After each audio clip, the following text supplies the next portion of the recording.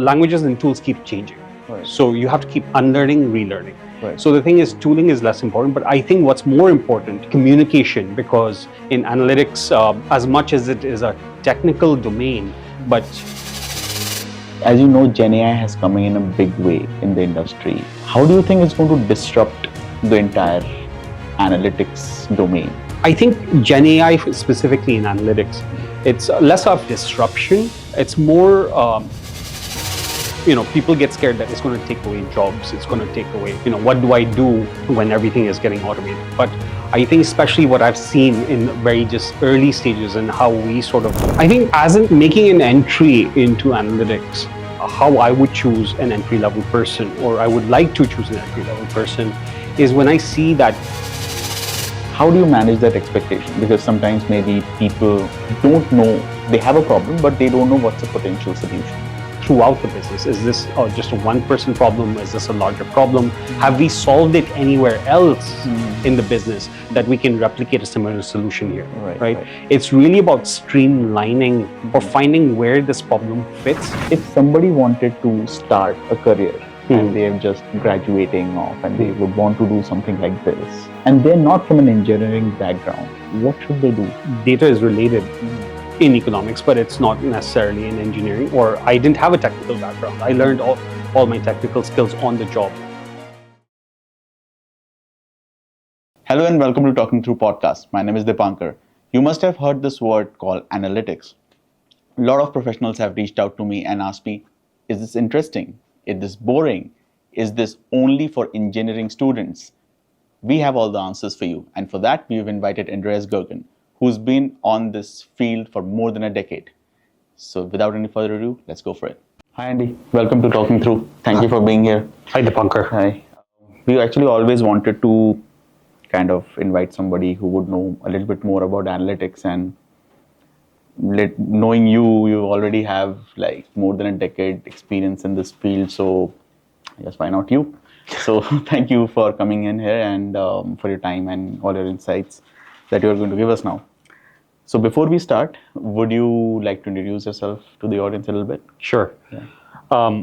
Thank you for the opportunity here to talk to you on something that I do day to day.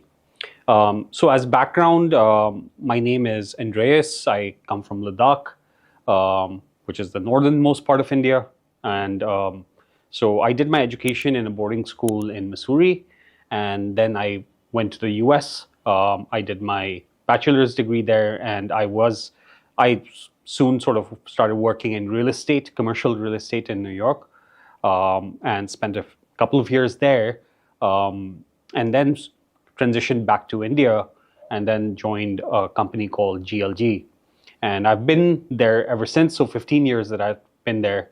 So yeah, it's early experience of real estate, and more recent experience in data and analytics. Right. Thank you for the introduction. And obviously, I see a huge variation, like starting from real estate to analytics, right? Yes. So before we go any further, can you tell us what is really analytics? Because when I talk to people have a like really varied view what this is.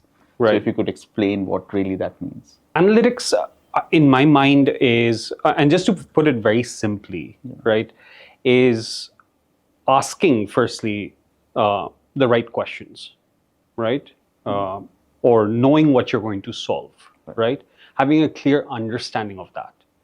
And the second part of that is, finding the answers for the questions that that have been proposed or that you have thought of.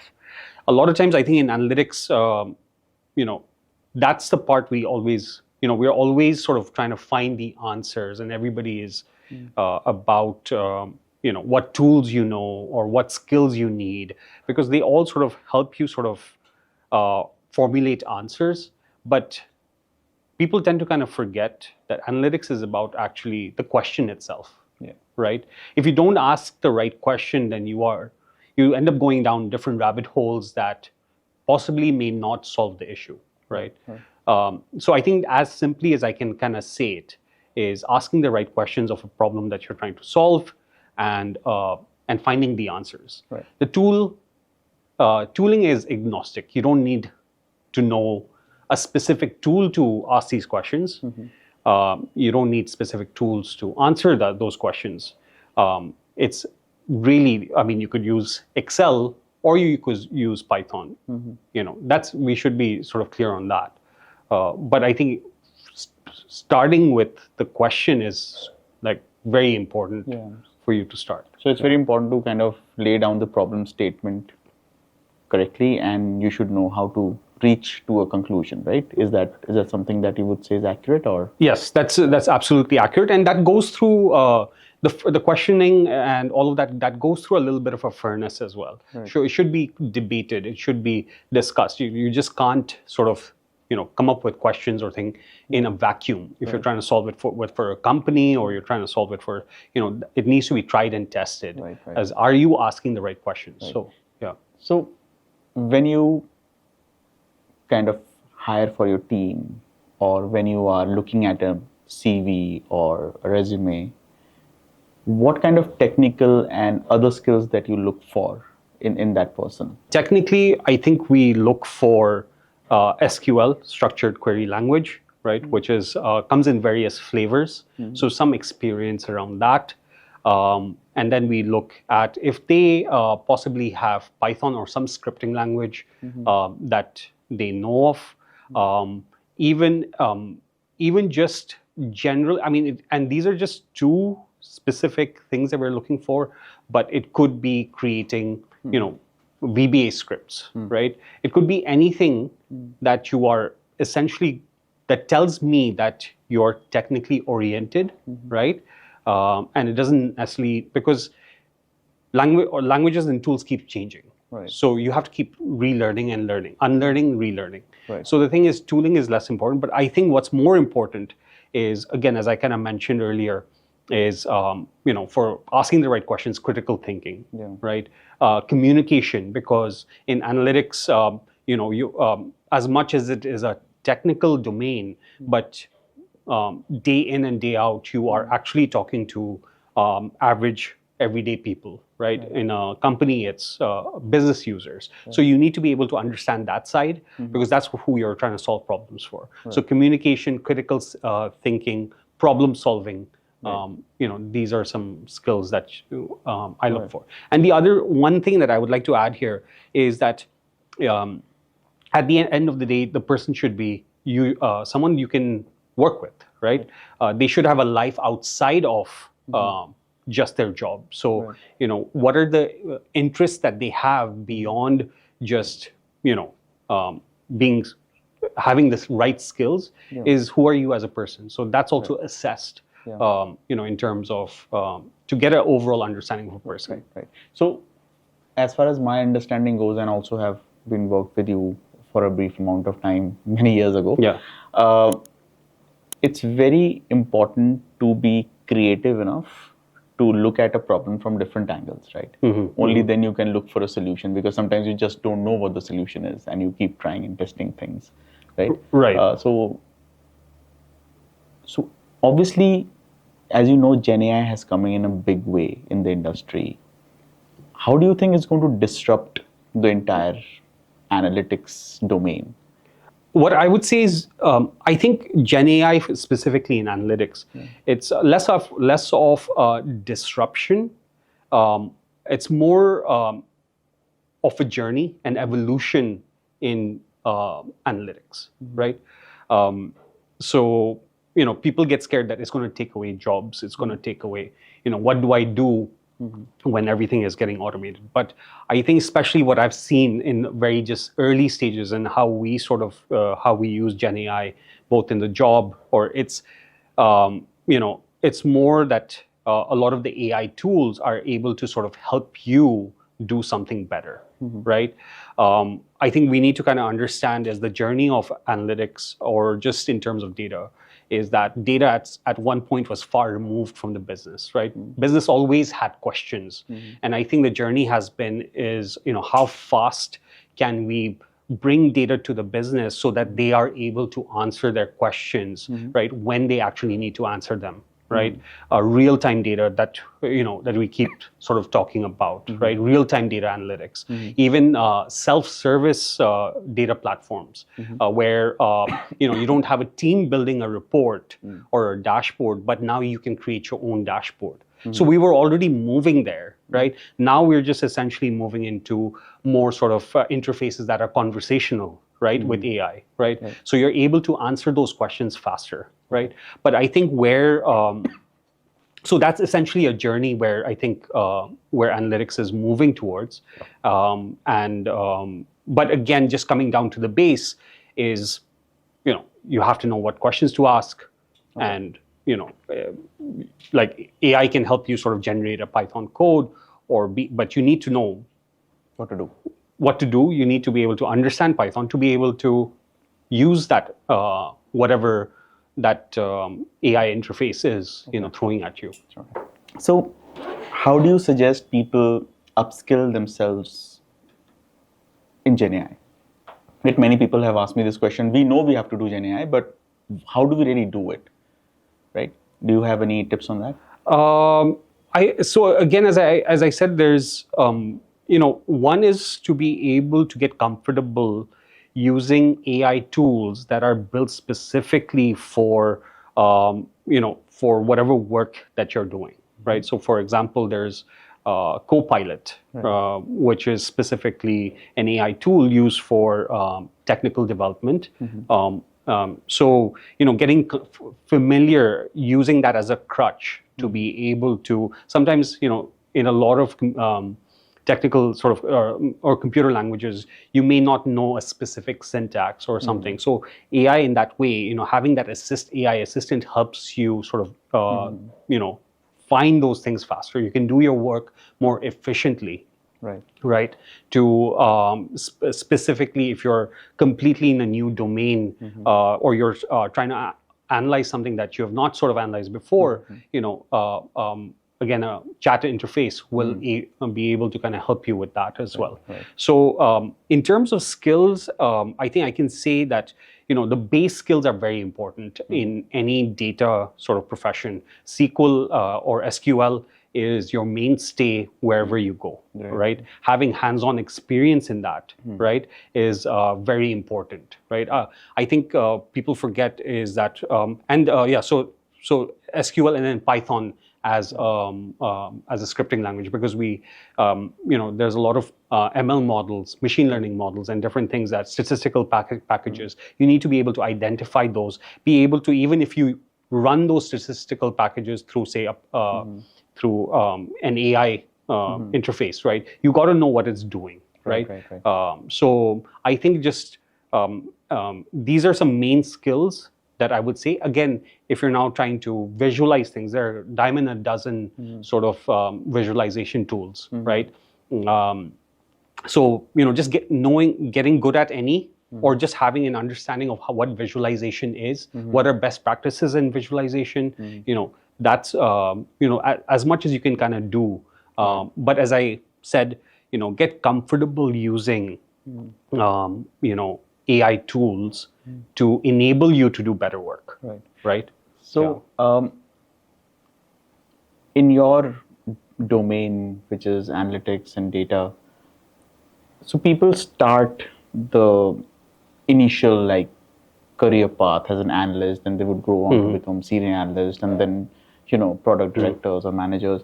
What kind of skills do you think they need to build at different levels? Right? What do you think is good for the starters, the middle level people, and the top level people? I think as in making an entry into analytics, I think what is judged is, or what I would, how I would choose an entry level person, or I would like to choose an entry level person, is when I see that aspect of learning and curiosity completely ingrained in that person, right? So the thing is, a lot of people, at an entry level may have the right courses that they've done, right? And we find them everywhere, right? So they've done all, but they've not done anything beyond that, other than that certification. So having projects that you may have, you are interested in cricket, for example, and you ran some analysis on, because you had 4 or 5 questions that you wanted to ask of cricket data, right? And you answered them and you stored it somewhere online, or you built a dashboard because for your own personal expenses or whatever it is. There is that aspect where you've kind of used your skill set on something that is a little bit more hands-on. Yeah, right. Right? And seeing that tells me that this person is curious and has an attitude of learning, and that is your entry point, a comfortable entry point into an analytics sort of role, right?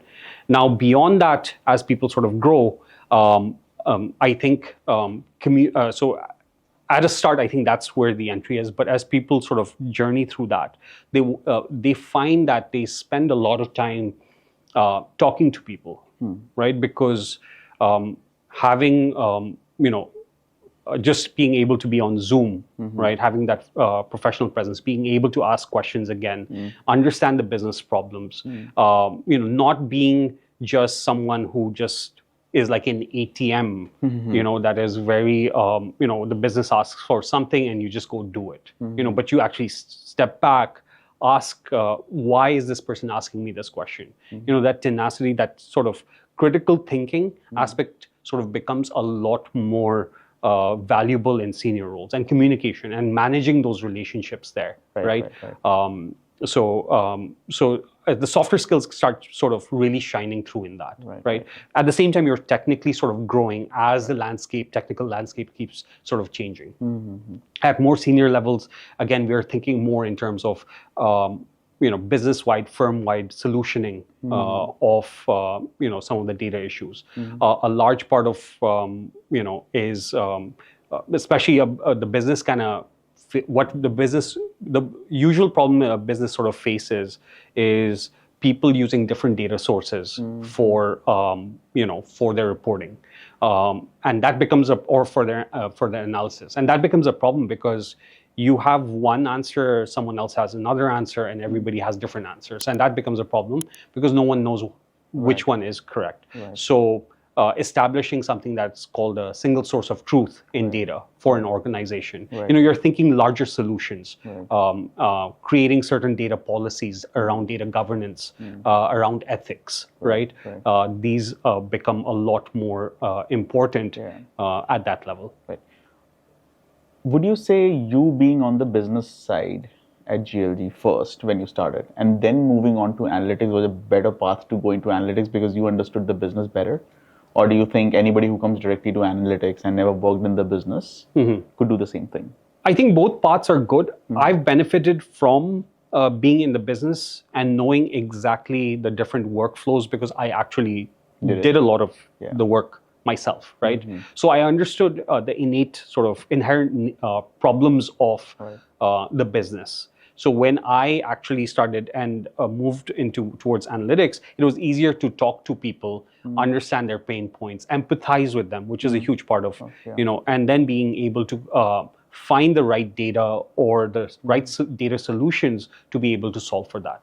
So that helped me definitely propel a lot of my career within APAC, Asia Pacific region, with most of our executives, where we actually brought everybody into a single source of truth again. Where they were just relying on specific dashboards which we had created to be able to do that. So it definitely benefited, but I don't say that that you have to start from there are the data sort of paradigm is so large now that there are different functions that within the there's data engineering, there's data integration, data enrichment, or so you don't necessarily need to all like interact with the business. It's usually the people who are in analytics or specifically business intelligence that are doing the most interaction with the business.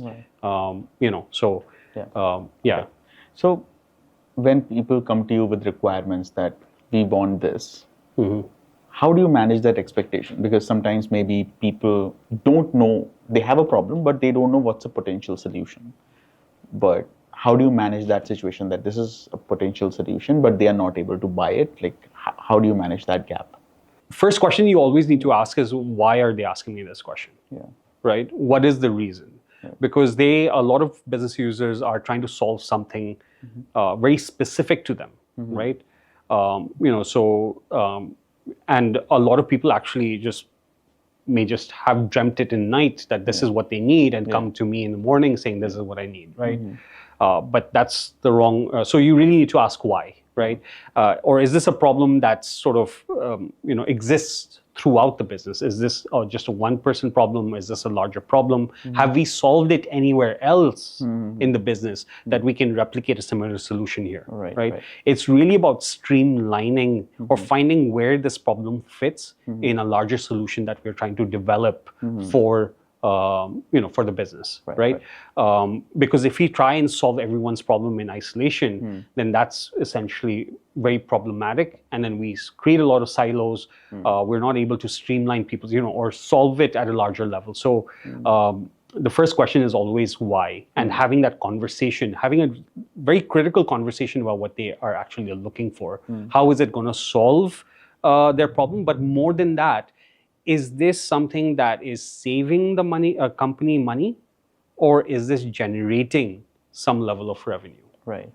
Ultimately, you need to be able to connect what you do with the ultimate sort of motivation for any business, which is the cash flow, which is money. Exactly. So you've been working for the same firm for a while now, and you've also stayed in the same domain for a fairly long amount of time. What has kept you going as a professional? I think again, it just goes back to one thing, and that's learning. The day I find myself that I'm doing something very repetitive and something that is not interesting, after all these years, I'm still learning, right? Every day there's a new question that's being asked. I'm able to answer those questions, right? There's a sort of curiosity that I have in terms of getting to kind of get to the root of why a certain trend is happening in a business, or why why is something maybe going up or down, and kind of digging into that, right? So that keeps me busy, that keeps me learning something new. And when I discover something new, there is some joy, some level of joy to be able to have found that, or it starts, things start making more sense, right? So I think it's an attitude of learning that keeps me where I am, and the opportunities that I'm given to learn as well, right? Because a lot of times you want to learn, but you're not necessarily given, you're sort of blocked because you only have a specific task to do.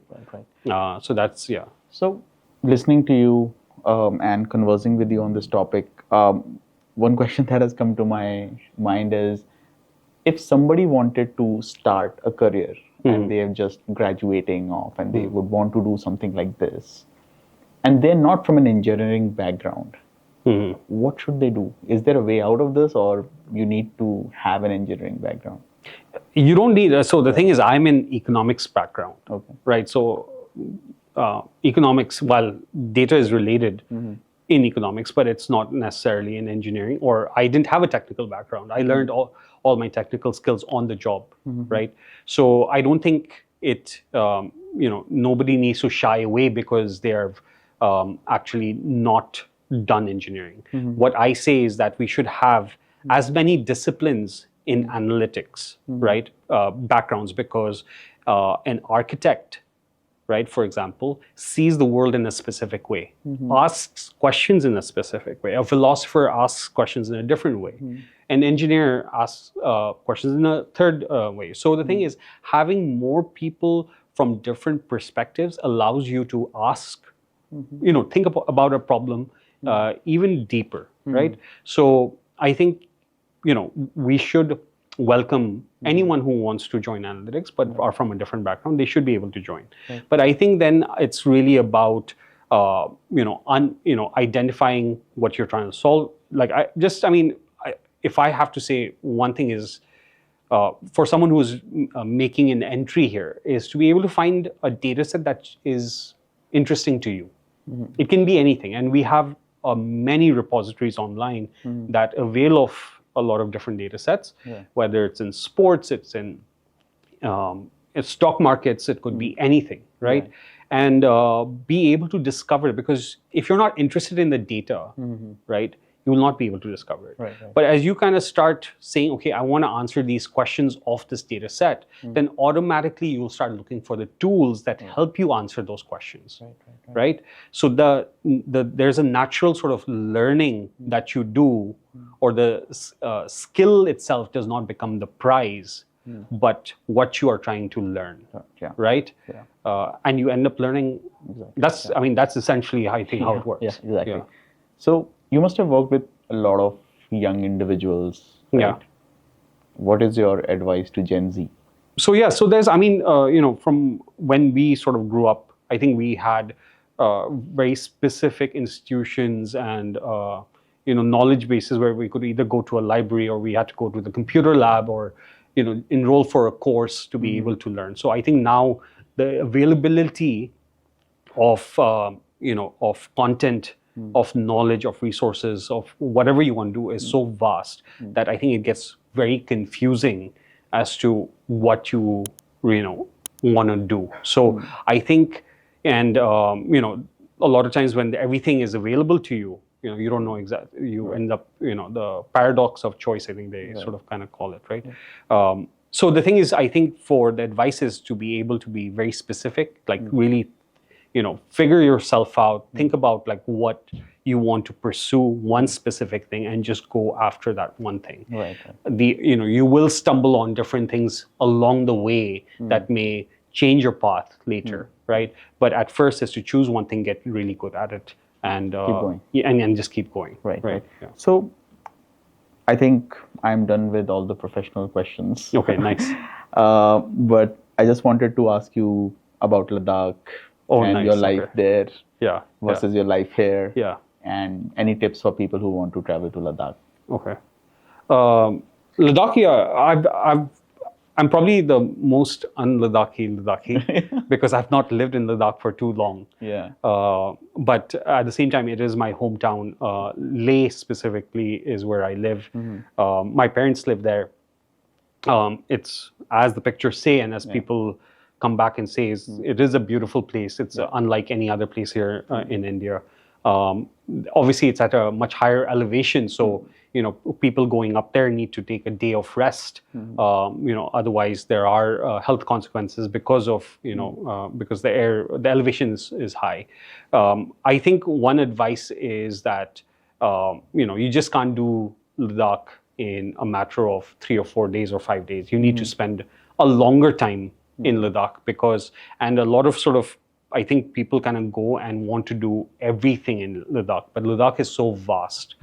Traveling distances are fast. So I think people end up spending a lot of time on the journey itself rather than soaking in the place, right? So if you go to Ladakh, I think choose maybe a couple of places that you want to go, but really take time to soak in the landscape, the people, the culture, rather than doing everything that an itinerary is offering you. Yeah.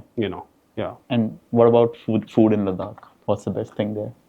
So Ladakh comes from the Tibetan culture. So Tibetan foods like thuppas and momos and all of that is.